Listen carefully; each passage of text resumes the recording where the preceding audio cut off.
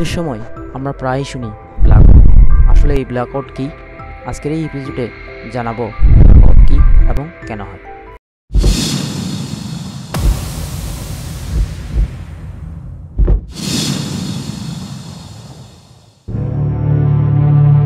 হঠাৎ করে পুরো শহর অন্ধকারে ডুবে যায়, আলো নিভে যায়, চারদিকে নীরব। এটি কি কোনো বিদ্যুৎ বিপর্যয়, না এটা ব্ল্যাকআউট?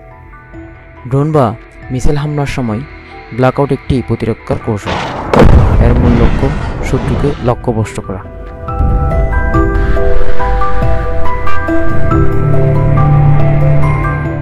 ড্রোন কিংবা মিসাইল অনেক সময় আলো বা তাপ শনাক্ত করে টার্গেট করে।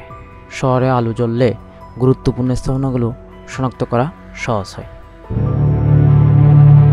আলো নিভানো মানে শত্রুকে বিভ্রান্ত করা, বুঝিয়ে দেওয়া কোথায় টার্গেট করতে হবে সেটা যেন স্পষ্ট না হয়।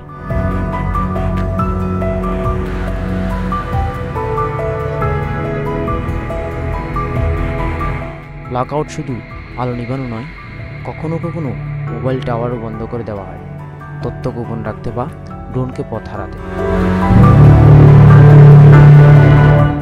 এটা হচ্ছে আধুনিক যুদ্ধের একটি নীরব প্রতিরক্ষা ব্যবস্থা।